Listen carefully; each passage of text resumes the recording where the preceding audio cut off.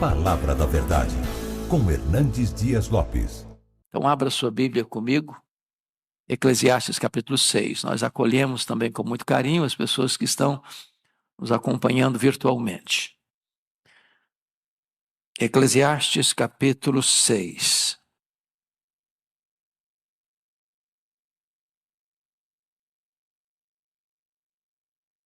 Lido o texto, mantenha a sua Bíblia aberta, por favor, nesta passagem comigo. Salomão, assim, escreve: há um mal que vi debaixo do sol e que pesa sobre os homens.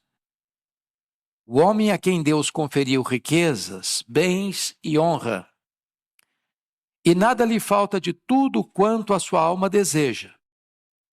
Mas Deus não lhe concede que disso coma, antes o estranho o come. Também isto é vaidade e grave aflição. Se alguém gerar 100 filhos e viver muitos anos, até avançada idade, e se a sua alma não se fartar do bem, e além disso não tiver sepultura, digo que um aborto é mais feliz do que ele. Pois debalde, inutilmente, vem o aborto, e em trevas se vai, e de trevas se cobre o seu nome. Não viu o sol, nada conhece. Todavia, tem mais descanso do que o outro, ainda que aquele vivesse 2 vezes 1000 anos, mas não gozasse o bem. Porventura, não vão todos para o mesmo lugar? Todo o trabalho do homem é para sua boca, e contudo nunca se satisfaz o seu apetite. Pois que vantagem tem o sábio sobre o tolo, ou o pobre que sabe andar perante os vivos? Melhor é a vista dos olhos do que o andar ocioso da cobiça. Também isto é vaidade, correr atrás do vento. A tudo quanto há de vir já se lhe deu o nome, e sabe-se o que é o homem, e que não pode contender com quem é mais forte do que ele. É certo que há muitas coisas que só aumentam a vaidade, mas que aproveita isso ao homem? Pois quem sabe o que é bom para o homem durante os poucos dias da sua vida de vaidade, os quais gasta como sombra? Quem pode declarar ao homem o que será depois dele debaixo do sol? Bom, eu acho que pela própria leitura vocês já perceberam que este é um dos capítulos mais sombrios da Bíblia. Talvez um dos mais difíceis também de interpretar. O tema que eu vou dar para esse texto é as decepções da vida. As decepções da vida. Bom, vamos recordar um pouquinho sobre este livro de Eclesiastes, porque agora, nessa conjuntura aqui, é muito importante. Esse livro foi escrito por Salomão. Salomão tem 3 livros escritos na Bíblia: Provérbios, Eclesiastes e Cântico dos Cânticos. Os estudiosos dizem, e eu acho que com razão, que Cântico dos Cânticos foi escrito na juventude dele. Provérbios na sua fase adulta e Eclesiastes na sua velhice. Salomão, filho de Davi, com Batseba, tornou-se o herdeiro do trono. Lembram vocês que Davi construiu um grande reino, ampliou os limites de Israel, conquistou e venceu os históricos inimigos de Israel. De fora para dentro, ninguém conseguiu superar Davi. Ele foi um guerreiro vitorioso. Mas foi um homem que não soube lidar com os problemas internos, com os problemas da própria vida e da própria família. Se ele foi um grande vitorioso para fora, ele foi um grande derrotado para dentro. Tropeçou nas suas próprias pernas. Enfrentou as suas maiores e as mais amargas derrotas dentro de casa. Salomão, filho de uma relação complexa, porque a mãe de Salomão era mulher do sacerdote, do soldado Urias, e Davi casou-se com ela para esconder um pecado. Mas Deus, que é tão misericordioso e perdoador, resolve escolher o filho de Davi com Batseba para ser o seu herdeiro, o seu sucessor. E Salomão é esse homem que começa bem e termina mal. Porque vocês se lembram que quando ele assume o trono, ele pede para Deus sabedoria. Ele podia pedir o que quisesse pedir. Deus franqueou para ele. E ele pede a Deus sabedoria. E junto com a sabedoria, Deus deu riqueza. Riqueza colossal. Colossal. Por providência divina, Salomão vive em paz nas fronteiras. Ele não teve que ser um guerreiro como seu pai. Ele não teve que pegar a espada como seu pai. Ele não teve que lidar com inimigos terríveis do lado de fora. Então o governo dele foi um governo de fausto, de luxo, de riqueza, de pompa, de glória, de esplendor. No começo ele foi tão bem. Sua sabedoria proverbial era conhecida em Israel e fora de Israel. Coube-lhe o privilégio de construir o templo de Jerusalém. E o seu pai tinha o desejo de construir, e Deus disse: não, você não vai construir uma casa para mim, eu vou construir uma casa para você. E com isso Deus está dizendo: eu vou construir para você, não uma casa física, eu vou construir para você uma casa permanente, no sentido de que seu herdeiro ou os que procederão de ti hão de reinar sempre. E claro, falando de Jesus como filho de Davi, que herdaria um trono eterno. Mas então Salomão tem o privilégio de construir o templo.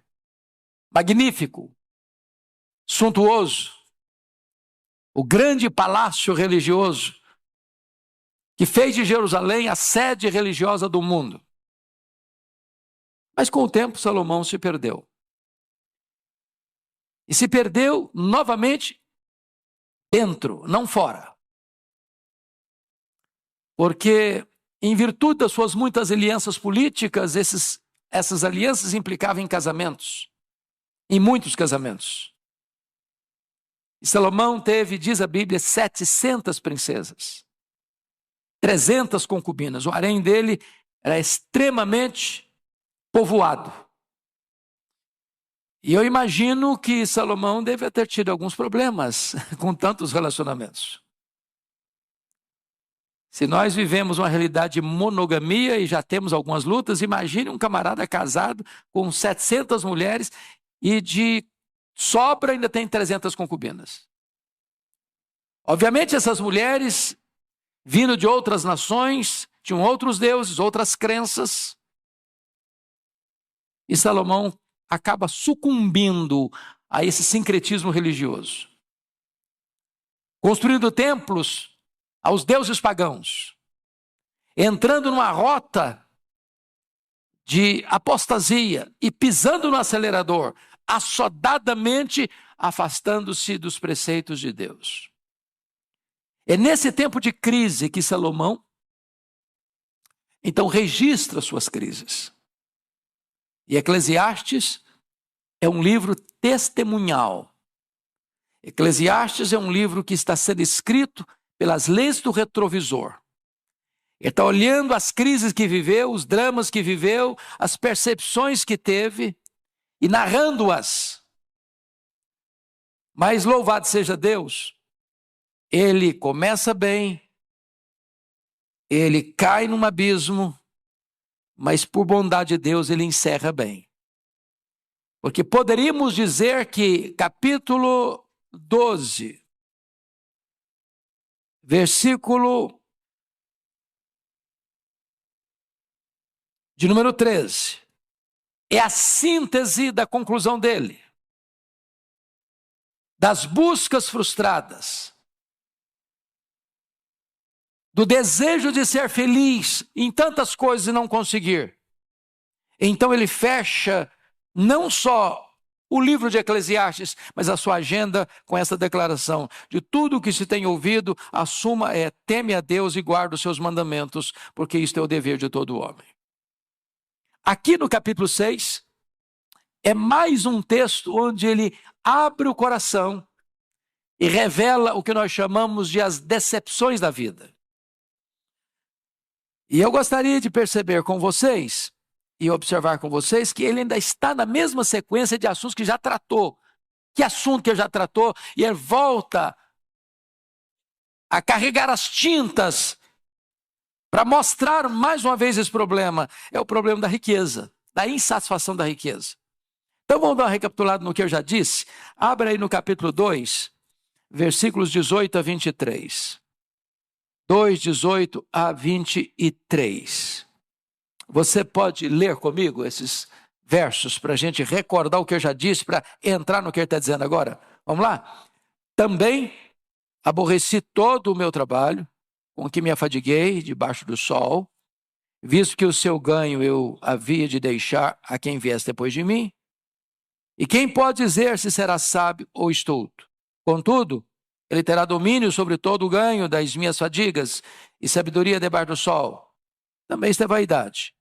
Então me empenhei, porque o coração se desesperasse de todo o trabalho com que me afadigara debaixo do sol. Porque há homem cujo trabalho é feito com sabedoria, ciência e destreza. Contudo, deixará o seu ganho como porção a quem por ele não se esforçou. Também isto é vaidade e grande mal. Pois que tem o homem de todo o seu trabalho e da fadiga do seu coração, em que ele anda trabalhando debaixo do sol, porque todos os seus dias são dores e o seu trabalho desgosto. Até de noite não descansa o seu coração, também isso é vaidade. Já está dizendo para o camarada que trabalhou, juntou muito dinheiro, juntou uma grande fortuna, deixou uma grande herança. Quem não ralou, que vai desfrutar, e ele nem sabe se o herdeiro dele vai ter sabedoria para administrar toda a riqueza que herdou. Como de fato não teve. O filho dele foi uma tragédia, o Roboão. Outro texto que trata do assunto, ao capítulo 5, a partir do verso 10. Vamos dar uma olhadinha. Verso 10 a 13. Leia comigo. 5, 10 a 13. Quem ama o dinheiro, jamais dele se farta. E quem ama a abundância, nunca se farta da renda. Também isso é vaidade. Onde os bens se multiplicam, também se multiplicam os que deles comem. Que mais proveito, pois tem os seus donos, do que os verem com seus olhos. Doce é ao sono do trabalhador, quer coma pouco, quer muito. Mas a fartura do rico não o deixa dormir. Ele está dizendo do camarada que tem muito dinheiro, mas vive perturbado. O cara pobre, trabalha, chega em casa cansado, na cultura brasileira como um bom prato de arroz com feijão, e dorme uma noite bem dormida para acordar de madrugada e começar tudo de novo. O rico, com muito dinheiro, dormindo numa cama macia, com travesseiro de pena de ganso, com lençóis de fio egípcio, com música ambiente, mas ele não dorme porque ele fica muito angustiado. Seus negócios são muito grandes, ou ele ganha muito, ou ele perde muito, e ele vive nesse estresse a vida inteira. Agora, vamos dar uma olhadinha no que ele está dizendo nos versos 1 e 2, capítulo 6, 1 e 2. Vamos começar aqui para entender o que ele está falando. Vamos lá? Há um mal que vi debaixo do sol, que pesa sobre os homens. O homem a quem Deus conferiu riquezas, bens e honra, e nada lhe falta de tudo quanto a sua alma deseja. Mas Deus não lhe concede que disso coma. Antes o estranho o come. Também isso é vaidade? Grave aflição. Qual o problema que ele está levantando aqui?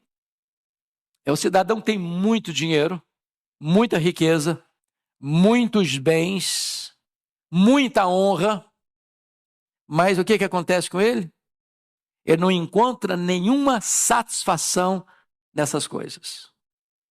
Sabe qual é o grande problema do homem? Insatisfação. Tem tudo, tem nada.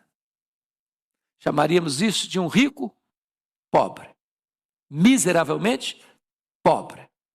O que Jesus disse para a igreja de Laodiceia: tu és rico, mas nem sabes que és miserável, pobre, cego e nu. Tem muito, mas nada satisfaz sua alma. Ele tem riqueza, ele tem bens, ele tem honra, é o cara. Todo mundo bate continência para ele. Para toda a sociedade, ele é o cara. Aplaudido aqui, condecorado lá, medalha de honra ao mérito ali, diplomas de realizações lá, mas nada daquilo preencheu o vazio do seu coração. Nada que tenhamos, meus irmãos, fica claro aqui para nós. Nós vamos examinar no texto agora. Nem riqueza, nem bens, nem honra, nem qualquer benefício legítimo como longevidade, grande prole, pode preencher o vazio do coração do homem. Às vezes a pessoa diz: não, se você tiver uma boa família, você vai ser um cara batuta. E o cara tem uma boa família e não é batuta coisa nenhuma. Se você viver 100 anos com saúde, com qualidade de vida, você vai ser muito feliz. E aí o cara vive 100 anos com qualidade de vida e ele não foi feliz coisa nenhuma. Se você tiver muitos filhos e filhos bons, você vai ser abençoadíssimo, sua vida vai ser plena. Aí o cara tem muitos filhos e tudo certinho e ele não encontrou satisfação. Sabe por quê? No capítulo 3, versículo 11, Salomão vai dizer que Deus pôs o que no coração do homem? A eternidade. A eternidade. E tudo aquilo que é terreno e temporal, transitório, não pode preencher o vazio do coração do homem. Então vamos à exposição do texto. A primeira coisa é a decepção da riqueza sem satisfação.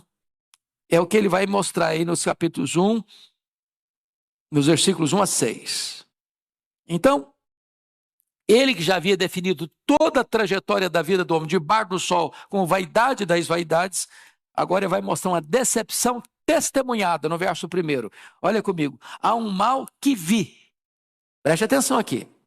Ele não está filosofando. Ele não está argumentando. Ele não está aqui conceitualmente definindo alguma coisa. Ele se apresenta como uma testemunha ocular. Ele viu, ele constatou. Não é que alguém lhe contou. Não é que ele leu em algum lugar. Não é que saiu um artigo numa revista especializada do assunto. Não, ele viu. Ele testemunhou. E o que ele viu?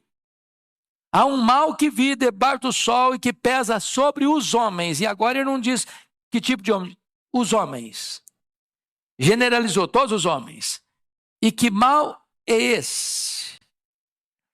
Preste atenção. É Deus conceder riquezas, bens, honra. Quem concede isso? Segundo ele, Deus. Agora preste atenção. O próprio Deus, que concedeu bens, riquezas e honra, não concede a essa pessoa o desfrute dessas coisas.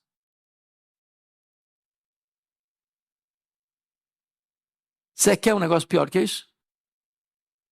O cara tem tudo e não tem nada. E quem que não deixou não ter nada? Deus. Por que Deus não deixou que ele não tenha nada? Desfrutasse nada? Porque essa pessoa teve o dinheiro como seu Deus. O ídolo da sua vida.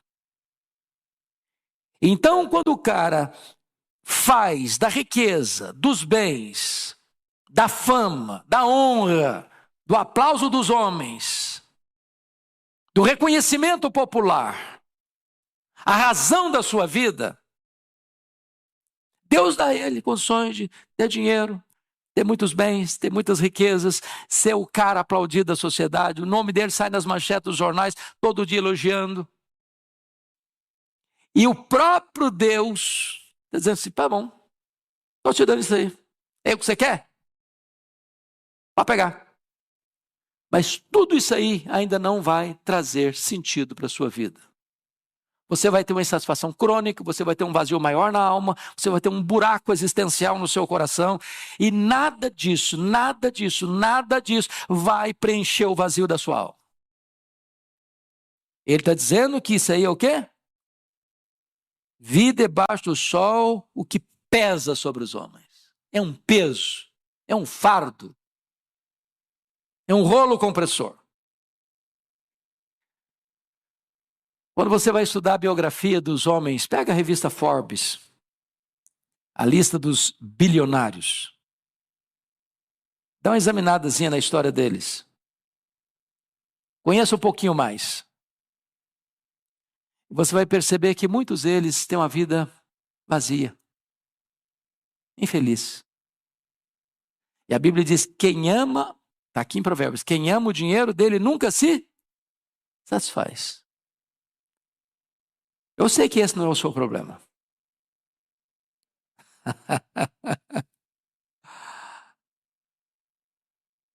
Você agradece a Deus o que Deus já lhe deu? Na linguagem do apóstolo Paulo, tendo o que comer, o que beber e o que vestir, com isso estejamos contentes? Porque a piedade com contentamento é o quê? Grande fonte de lucro. Mas o amor do dinheiro é a raiz de todos os males. E muitos nessa cobiça se atormentaram, se flagelaram com muitos tormentos. Se desviar da fé. Foi por isso que o Senhor Jesus Cristo afirmou que só tem dois senhores. E ele não disse que é Jesus e o diabo. Não é Jesus e César. Não é Jesus e o líder de uma nação. É Jesus e as riquezas. A riqueza é um senhor. É um feitor de escravos. Que requer adoração exclusiva. Devoção total. E quem se curvar diante de Mamon não consegue se curvar diante de Deus. Aí a pessoa tem a riqueza, ela tem os bens, ela tem a honra, ela é reconhecida pela sociedade. Mas Deus está dizendo, eu não vou deixar você desfrutar. Tudo isso aí que você tem não vai satisfazer você. Isso é uma coisa pesada para os homens. Segundo lugar, a decepção de ter riqueza, honra e prazer, mas não desfrutar de nada disso, é algo que é imposto pelo próprio Deus. Leia o 2 de novo comigo, vamos juntos. O homem a quem Deus conferiu riquezas, bens e honra, e nada lhe falta de tudo quanto a sua alma deseja. Mas Deus não lhe concede que disso coma, antes o estranho o come, também isso é vaidade e grave aflição. Entendamos uma coisa aqui. Na teologia nós chamamos de graça comum e graça especial. Não é verdade que Deus só abençoa o crente e não abençoa também o descrente. O que Jesus disse? Que a chuva e o sol vêm sobre quem? Os justos e os injustos. Você conhece gente que não é crente, que tem uma boa família, tem um bom emprego, tem sucesso financeiro, que galga os degraus do sucesso da vida, que fica no grau da pirâmide social no topo? Conhece? Claro que conhece. Você conhece gente não crente que tem saúde, beleza? Tem um casamento bom, que tem filhos educados, bem-sucedidos na vida, conhece? Claro que conhece. Como é que nós chamamos isso? Graça comum. O que é a graça especial? É a graça da salvação. É possível você receber a graça especial, ser salvo e não ser rico? E não ser famoso? E não ter os aplausos e as honras deste mundo? É claro que sim. Agora, quando você coloca os dois, o rico de coisas apenas do aqui e do agora, da graça comum, e o pobre, que tem a graça especial, a salvação em Cristo, de fato, quem é mais rico? Provérbios diz, há ricos pobres e há pobres ricos. Se você está salvo pela graça, se você é cidadão do céu, se você é herdeiro de Deus, se você é co-herdeiro com Cristo, se seu nome está escrito no livro da vida, nem todo o ouro do mundo pode comprar o que você tem e recebeu de graça. Você é riquíssimo. Riquíssimo. E o que adianta um homem ter tudo? O mundo aos seus pés. O mundo de pé aplaudindo. Se tem um buraco na sua alma. Na hora que ele partir, ele não vai levar nem um centavo. Essa é uma grande decepção descrita aqui no versículo 2.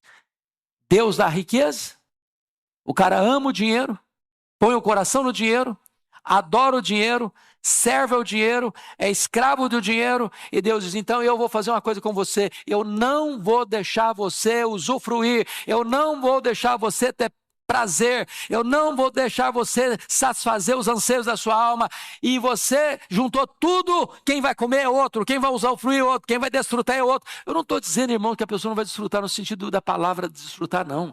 O cara que é rico, ele vai fazer a viagem mais bonita, vai para o restaurante mais caro, ele vai para os hotéis mais requintados, ele vai rodar o mundo com seu jatinho particular, ele está desfrutando, mas aquilo não fez o quê? Preencheu o vazio do seu coração. Porque só Jesus preenche esse vazio. Só Deus satisfaz. Ele é escravo da ganância, ele é escravo da avareza. Rico, pobre, um miserável numa gaiola de ouro. Você conhece gente miseravelmente numa gaiola de ouro? Na última vez que eu estava visitando lá o palácio, lá na Inglaterra, da família real, eu fiquei pensando, meu Deus, a pessoa não pode ir num restaurante, ele não pode ir num supermercado, ele não pode dar uma passeada num outro parque a não ser o parque do palácio. Ele não pode botar a cara na rua, que vem os paparazzi. Isso é vida. Que vida é essa? Presos numa gaiola de ouro. Presos numa gaiola de ouro. Terceira coisa que ele vai apresentar aqui é a decepção da longevidade e de uma inúmera prole sem satisfação. E ele vai criar uma situação aqui. Vamos dar uma olhadinha no versículo 3. Leia comigo 3. Se alguém gerar 100 filhos e viver muitos anos, até avançada idade, se a sua alma não se fartar do bem e além disso não tiver sepultura, digo que um aborto é mais feliz do que ele. Bom, ele está criando uma hipótese e ele vai concluir. Vamos até os 6. Vamos ler 4, 5 e 6 também. Vamos lá. Pois, debalde. Para um pouquinho. O que é debalde? A palavra debalde, alguém sabe o significado? Em vão. Inutilmente. Pois, em vão, inutilmente, vem o aborto. E em trevas se vai, e de trevas se cobre o seu nome. Não viu o sol, nada conhece. Todavia, tem mais descanso do que o outro. Vamos ler os 6 juntos. Ainda que aquele vivesse 2 vezes 1000 anos, mas não gozasse o bem. Porventura, não vão todos para o mesmo lugar? Ele está criando aqui uma hipótese, né? Ele está criando aqui uma situação irreal. De alguém que tenha o privilégio de viver 2000 anos. Alguém já viveu 2000 anos? Quem viveu mais tempo foi Matusalém. Não chegou a 1000 anos. Ele está criando aqui uma hipótese exagerada. Ainda que alguém vivesse 2000 anos. Ou seja, ganhou de todo mundo na longevidade. Campeonato da longevidade foi medalha de ouro. Nas Olimpíadas da longevidade. Quantos filhos ele teve? 100. Conhece alguém que teve 100 filhos? Bom. Ainda assim, se ele não desfrutou o bem, e o que é bem aqui? É o propósito da vida, é o sentido da vida. Deus criou você e eu para o louvor da sua glória. O fim principal do homem é glorificar a Deus e gozá-lo para sempre. Se ele não usufruiu isso, ele está dizendo, um aborto que não chegou a nascer, que não viu a luz do sol, que saiu do ventre para a sepultura, é mais feliz do que ele. É desesperador, não? Desesperador. Salomão aqui está carregando as tintas aqui para mostrar a decepção da vida. O que a sociedade diz hoje? Que o segredo da felicidade é ter uma vida longa. E é bom ter uma vida longa, não é não?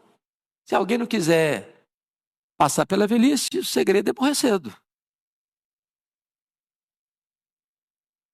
Agora, a velhice, como diz o Dr. Billy Graham, não é para os fracos. Essa frase do último livro que o Billy Graham escreveu, já na fase final da vida, para mim valeu o livro. A velhice não é para os fracos. Às vezes nós queremos dourar a pílula, não é verdade?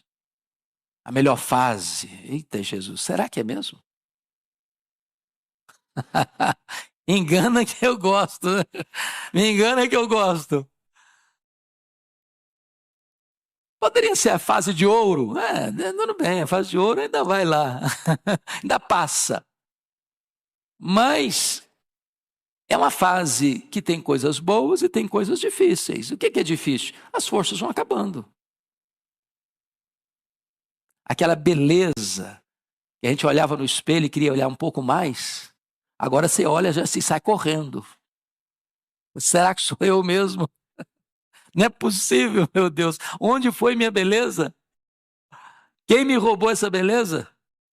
As rugas vão aparecendo. Os cabelos ficam brancos ou caem, não tem jeito. É a fase das dores, tudo começa a doer. Tudo. O joelho não funciona direito mais. As pernas não obedecem à cabeça mais.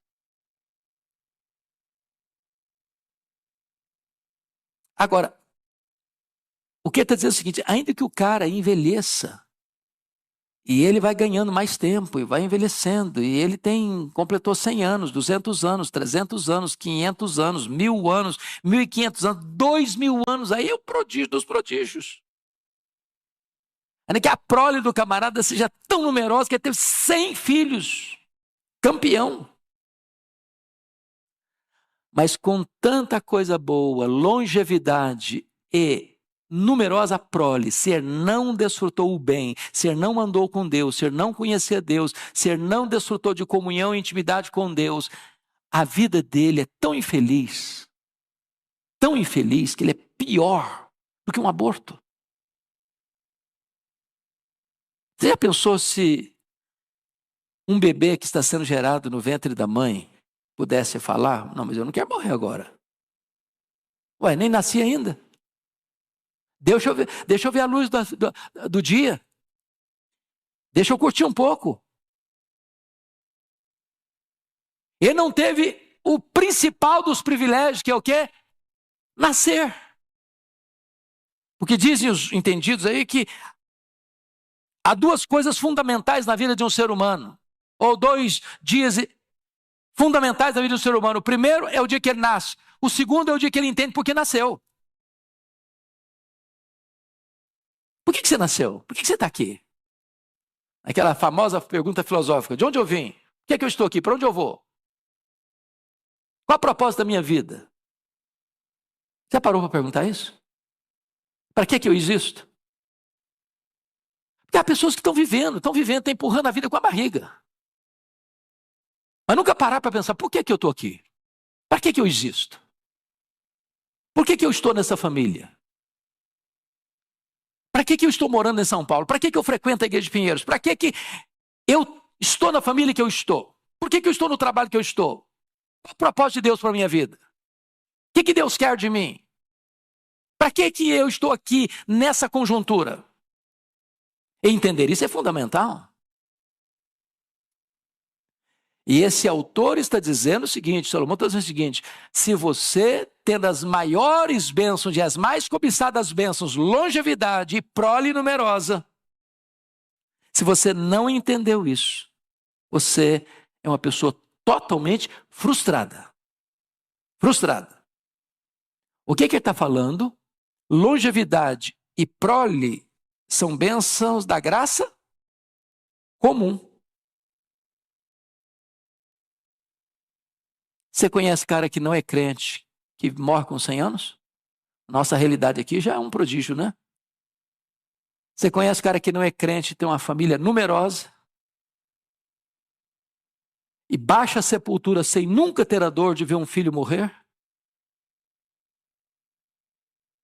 Não é uma coisa maravilhosa? Mas sem Jesus, até isso não satisfaz o coração. Quando eu vou para a Bíblia, eu encontro algumas pessoas, por exemplo, em relação a prole. O Roboão, filho do Salomão, a Bíblia não diz quantos filhos teve aqui, mas o Roboão, filho dele, de Salomão, sabe quantas mulheres ele teve? 18. O pai teve 1000. Filho teve 18. Teve 60 concubinas. Então, era um cara meio perturbado também, né? Não? Vocês estão falando de 78 mulheres.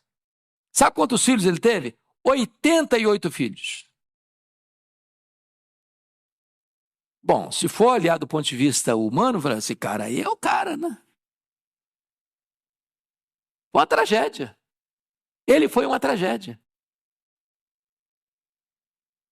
O reino de seu pai, tão suntuoso, foi rasgado.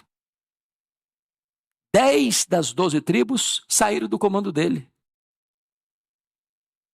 Você pega a história de um Gideão. Quem está lembrado aqui do o juiz Gideão? Levanta a mão se você ouviu falar em Gideão. Todo mundo aqui, não já? Todo mundo. Sabe quantos filhos Gideão teve? 70. 70 filhos. Eu tenho certeza que eu não lembrava o nome de todos. Certeza. Eu ia chamar o José, que ele chamava o Antônio. Ô José, ô Antônio, talvez o 50º era o filho que eu queria chamar. Sabe o que aconteceu com ele? Ele teve um filho fora do casamento. Sabe como é chamar esse filho? Abimeleque. Sabe o que aconteceu com esse filho fora do casamento? Seduziu o povo para dizer o seguinte: não escolha um dos filhos como rei, não, como líder, não. Porque tem muitos lá, a competição vai ser grande. Eu sou o único. Então, me indiquem como líder que vai ser melhor para vocês. Indicaram-no. Sabe o que aconteceu? Começo do governo dele, ele matou os 70 irmãos num dia só. Ele matou os 70 irmãos num dia só.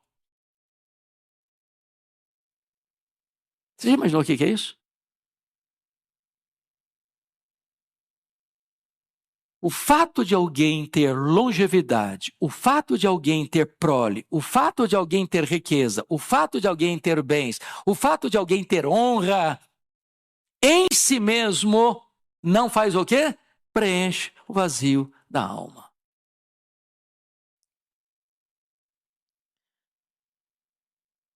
Em outras palavras, ninguém consegue gozar a vida sem Deus. O que Salomão está dizendo? É melhor morrer no ventre do que viver 2000 anos e fechar a vida sem o amor da família. Porque notem vocês, versículo 3, se alguém gerar 100 filhos e viver muitos anos até avançada idade, ainda que hipoteticamente 2000 anos, e se a sua alma não se fartar do bem e esse bem andar com Deus, além disso não tiver sepultura. O que significa além disso não tiver sepultura? O cara decide depois que ele morre? Morreu. Ele não decide mais que cemitério vai ser sepultado, se vai ter um caixão de cedro de tantos R$1000. Sabe o que aconteceu? O cara viveu 2000 anos. O cara teve 100 filhos. Mas o que ele não era? Amado pela família. Não teve ninguém da própria família para sepultá-lo. Ele foi sepultado como um indigente. É claro que Salomão está criando um fato hipotético aqui para retratar para nós até que ponto um homem pode ir na busca da satisfação pessoal, da realização pessoal, sem Deus. Sem Deus. Vamos ao outro ponto do texto. A decepção do trabalho sem contentamento. O trabalho é uma bênção, gente? Quem acredita que o trabalho é uma bênção aqui? Todo mundo, né? E tem gente que acha que o trabalho é consequência do pecado. Não, de jeito nenhum. Quero saber quem inventou o trabalho. Não, você quer saber?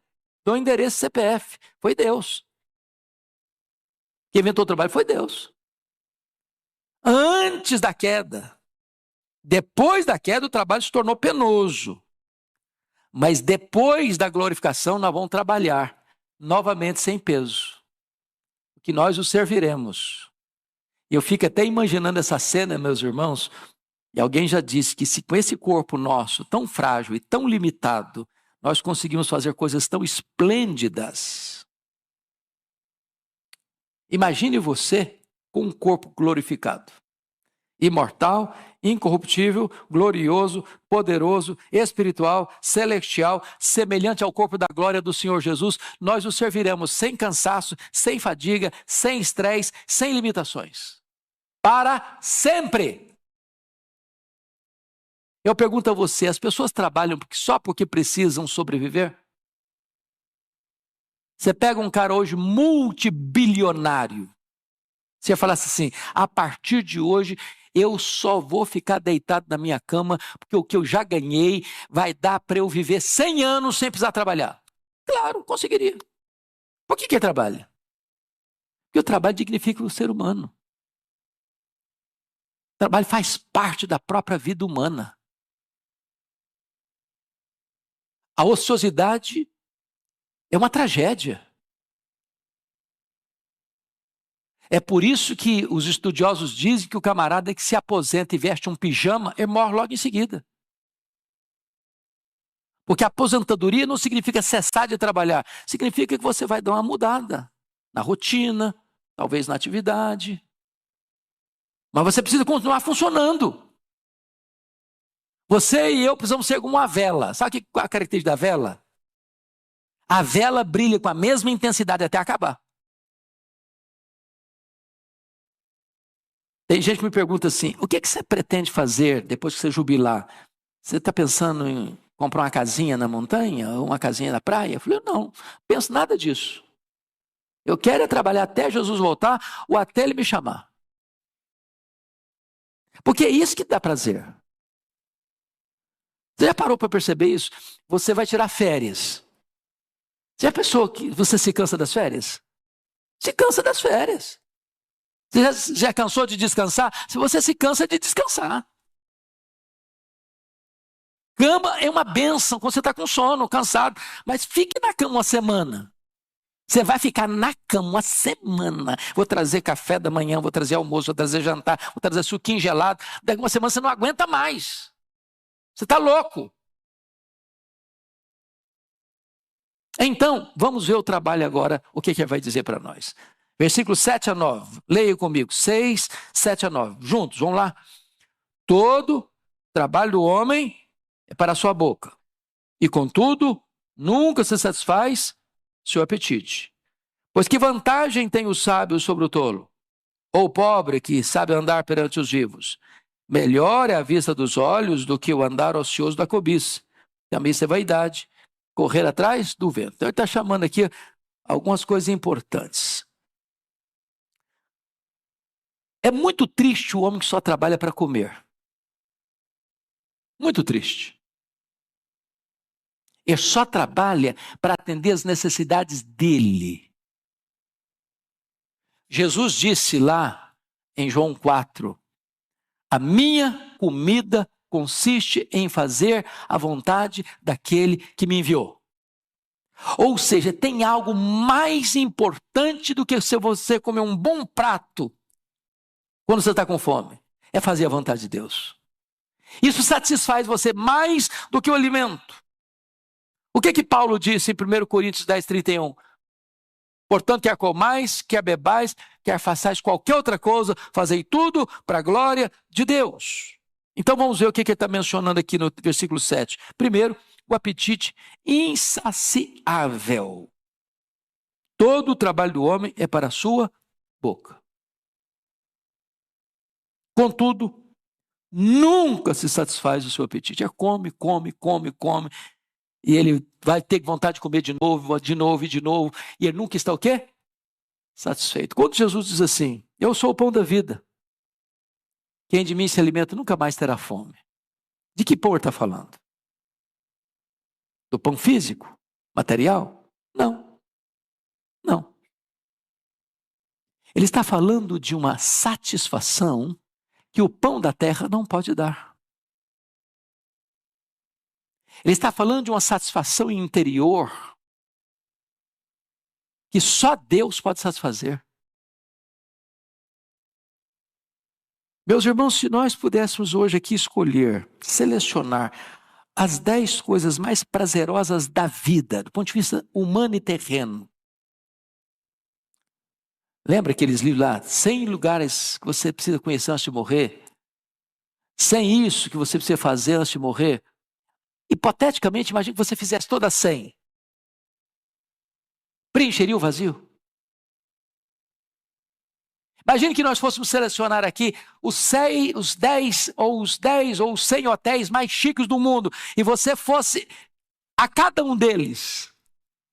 Ou que você tivesse uma seleção dos 100 melhores restaurantes do mundo e você fosse em cada um deles. Ao final, você estaria com o peito preenchido, com o vazio preenchido? Agora sim, agora estou feliz. Não estaria, não. Porque o cara que só busca satisfação nas coisas materiais, seja o dinheiro, seja o sexo, seja a fama, seja a honra, seja os aplausos do mundo, seja as medalhas de condecoração, seja isso, seja aquilo, ele vai ter tudo isso. E Deus está dizendo, eu não vou deixar você ter prazer em nada disso.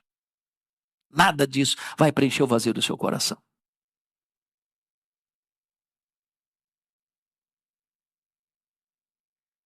A segunda coisa, versículo 8, é a sabedoria insatisfeita. Pois que vantagem tem o sábio sobre o tolo? Ou o pobre que sabe andar perante o vivo? Hoje de manhã, no culto da manhã, o pastor Ival falou de determinados escritores que arrotam muita sabedoria e coisas muito profundas. E a pergunta é, será que essa profundidade toda planificou a vida delas? Que tem gente que acha que o chique é complicar as coisas simples. Você lê o cara, estou entendendo nada. É isso mesmo? Você lê de novo. Ou eu sou ignorante demais, limitado demais, ou esse cara é inteligente demais, mas que na verdade ele acha que ser chique é complicar o simples. Quando na verdade a beleza está em você simplificar as coisas profundas e complexas. Mas pense num cara sábio. Mas pense no mais sábio. Pense no cara que tem vários títulos de honra ou mérito, dos mais requintados. Prêmio Nobel. Pergunta para ele, isso deu o significado da sua vida? Lá no fundo preencheu o vazio do seu coração? E a resposta honesta é um sonoro não, não, não. Tudo que jogou para dentro, todas as taças dos prazeres que ele jogou para dentro, só aumentou ainda mais o vazio da sua vida. O mais sábio tem desejos insatisfeitos que só Deus pode satisfazer. Mas agora, em terceiro lugar, vai falar do desejo vagabundo. Desculpe da expressão. Vagabundo é aquele que fica vagando. Olha o versículo 9. 6:9.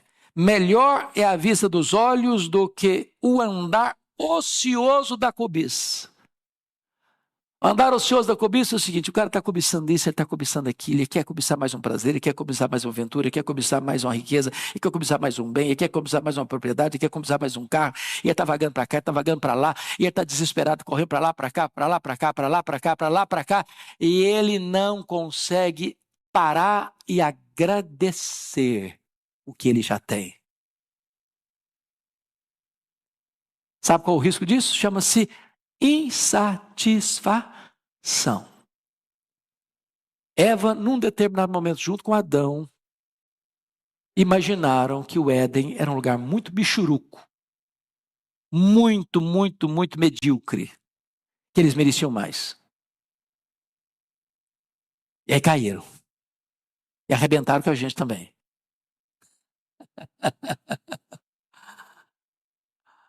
O que aconteceu com o filho pródigo? O filho pródigo tinha a casa do pai, tinha o irmão, tinha pão com fartura, tinha servos na casa, tinha todo o glamour de uma família abastecida e abastada. De repente ele pensou, não, isso aqui não vale nada. Está muito ruim. Essa casa aqui tem nada, está com nada. Eu acho que a vida está pulsando lá no país distante. Meus irmãos, toda vez que o ser humano acha que ele merece mais, que o que ele tem não é bom, não é suficiente, ele vai ser um eterno infeliz.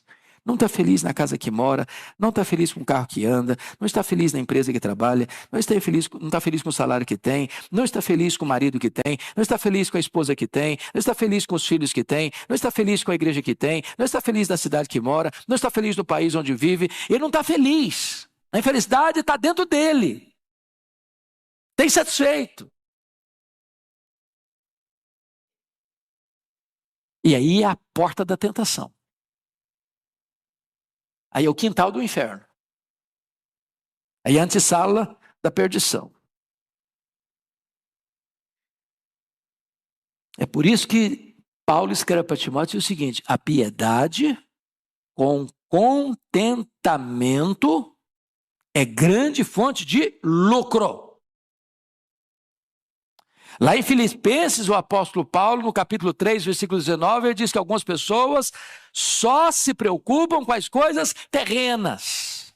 O cara se casa por dinheiro, ele se divorcia por dinheiro, ele se corrompe por dinheiro, ele mente por dinheiro, ele vende a alma dele pro diabo por causa de dinheiro, ele morre por dinheiro, ele mata por dinheiro. E a hora que ele tem o dinheiro não satisfaz. Lembra dos bandeirantes? E aqui no Brasil correram atrás de pedras preciosas? E de repente carregavam no colo, no peito, de pendurado no pescoço, sacola com um monte de pedras verdes. Esmeralda, não é isso? Esmeralda. E aí vinha a febre. O cara tremia todo. E a morte chegando, e o cara tentava empurrar aquele saco de pedras preciosas para dentro dele. Mas não resolvia. Não resolvia. Preocupação com as coisas materiais. Melhor é você ter o pouco com desfrute que ter muito e não usufruir nada. E quando eu falo usufruir, eu não estou nem falando no aspecto de poder comprar a melhor roupa, ir no melhor restaurante, comprar o melhor carro, morar na melhor casa. É de não usufruir com contentamento como dádiva de Deus. Para fechar, para encerrar, a decepção das perguntas sem respostas. Versículo 9, 10 e 11. Vamos dar uma olhadinha aí comigo? 10 e 11, vamos juntos? A tudo quanto há de vir, já se lhe deu o nome. E sabe-se o que é o homem. E que não pode contender com quem é mais forte do que ele. É certo que há muitas coisas, isso aumenta a vaidade. Mas que aproveita isto ao homem? O homem não pode mudar o curso da história, nem contender com Deus. Os nomes já foram atribuídos, tudo já foi rotulado e categorizado. Em outras palavras, o homem não ganha discussão com Deus. Tenta discutir com Deus. Tenta entrar numa disputa com Ele. Paulo, escrevendo aos Romanos, diz: quem és tu, homem, para discutir com Deus? Pode, porventura, o vaso discutir com quem fez o vaso, o oleiro? O vaso não manda no oleiro, é o oleiro que manda no vaso. Não entre nessa discussão com Deus, você vai perder. Pega o livro de Jó. Vocês lembram dos golpes que Jó sofreu? Perdeu seus bens, enterrou seus filhos, perdeu a sua saúde, perdeu o apoio da mulher, perdeu o companheirismo dos amigos. E o que ele fez? Fez 16 perguntas para Deus. Por quê? Por quê? Por quê? Por quê? Por quê? Por quê? Por quê? Por quê? Parecendo criança de 4, 5 anos. Criança de 4, 5 anos é a fase das perguntas. Por quê? Por quê? Por quê? Por quê? Por que eu não morri no ventre da minha mãe? Por que eu não morri ao nascer? Por que a minha mãe não estava com seios músculos direitos para morrer de fome? Por que o senhor não me mata de uma vez? E por quê? E por quê? E tal. E aí, ele não contente com as perguntas, ele vai para as queixas. E ele fez 34 queixas contra Deus. O que Deus fez? Silêncio. Não respondeu nenhuma das perguntas. Quando Deus resolveu falar, Deus não respondeu nenhuma das perguntas, nenhuma das queixas. Deus fez 70 perguntas para ele. 70. Todas retóricas. E Deus perguntou: ô Jó, onde você estava quando eu lançava os fundamentos da terra? Onde você estava quando eu cercava as águas do mar? Onde você estava quando eu espalhava as estrelas no firmamento? O que Deus está fazendo com Jó? Jó, você, meu filho, é muito pequeno. Você está querendo desafiar a mim? Você está querendo ganhar a discussão de mim? Você precisa compreender quão grande eu sou. O que ele está mostrando nesse texto, meus amados irmãos, é que há perguntas que nós fazemos e aqui podemos não ter respostas.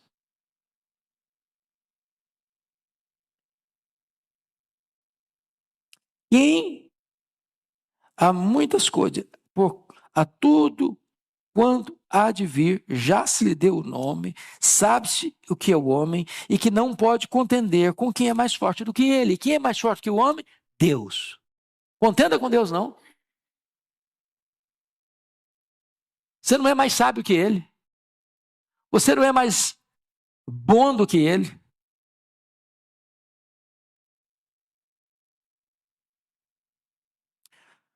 É certo que há muitas coisas que só aumentam a vaidade. Mas que aproveita isso ao homem? Então, vamos fechar com o último ponto? Você pode ler o verso 12 comigo, o último versículo? Vamos juntos? Pois, quem sabe o que é bom para o homem durante os poucos dias da sua vida de vaidade, os quais gasta como sombra? Quem pode declarar ao homem o que será depois dele, debaixo do sol? O homem não tem resposta para os dilemas da vida e da morte, porque as grandes perguntas aqui têm a ver com a vida e têm a ver com a morte. Você já parou para perguntar por que fulano vive apenas alguns meses no ventre da mãe e vira um aborto? Notinha de rodapé. Deus não trata o ser humano que está sendo gerado como uma coisa, como uma massa, mas como um ser humano. É por isso que a igreja é categórica em reprovar o aborto. É um ser. A vida começa na concepção. Por que algumas pessoas nem nascem? Por que outras morrem ao nascer? Por que outras vivem apenas a infância e morrem? Por que as outras, no vigor da juventude, morrem? Por que outras vivem uma vida longeva? E ainda pior, por que pessoas piedosas morrem cedo? Por que gente má, perversa, tem vida longa? Eu estava vendo um filme sobre a Segunda Guerra. Um dos principais criminosos da Segunda Guerra morreu de velhice. Levou milhares de pessoas à morte. E aí você vê um missionário piedoso, como David Brainerd, morrer com 29 anos. Você sabe explicar isso? Você sabe por quê? Eu tenho perguntas, mas nem sempre tenho as respostas. E eu preciso o quê? Me calar. Porque eu não posso discutir com quem é mais forte do que eu. O barro não pode perguntar para o oleiro, por quê? Submete-se. Cale-se. O silêncio tem hora que é mais sábio do que os discursos. Mas, se eu não consigo explicar a brevidade da vida e a inevitabilidade da morte, ele está dizendo que a vida aqui debaixo do sol, ela não vai ter explicação nem satisfação, a não ser que você olhe a vida acima do sol, na perspectiva de Deus. Então, como é que é viver aqui acima do sol? Tito diz que nós devemos viver de forma sensata, justa e piedosamente. Sensata em relação a você mesmo, uma forma justa em relação ao próximo, piedosamente em relação a Deus. Você precisa viver uma vida plena com você mesmo, com o seu irmão e com Deus. O que é viver acima do sol? Para mim, o viver é Cristo e o morrer é lucro. O que é morrer para um crente? Na perspectiva acima do sol. Morrer é deixar o corpo e habitar com o Senhor. Morrer é partir para estar com Cristo, que é incomparavelmente melhor. Morrer é uma bem-aventurança. Bem-aventurado daqueles que desde agora morrem no Senhor, para que descansem das suas fadigas e as suas obras os acompanham. O que é a eternidade para um cristão? O que é o céu para um cristão? O céu, para nós, é a casa do Pai. É o paraíso. É a Nova Jerusalém. É o seio de Abraão. É um lugar e um estado de bem-aventurança, onde Deus vai enxugar dos nossos olhos toda lágrima. Onde não vai ter mais dor, nem pranto, nem luto, porque as primeiras coisas já terão passado. Essa é a vida vista, não debaixo do sol, mas acima do sol, onde Cristo vive, de onde vai voltar para buscar a sua igreja. Que Deus nos abençoe. Vamos ficar em pé e vamos orar.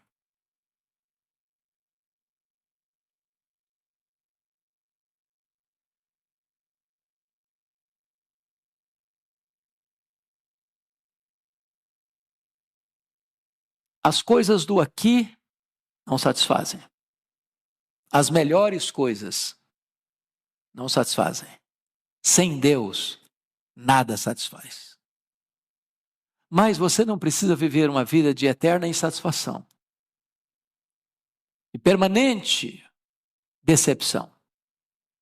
Se você correr para Jesus, Ele tem para você vida e vida em abundância.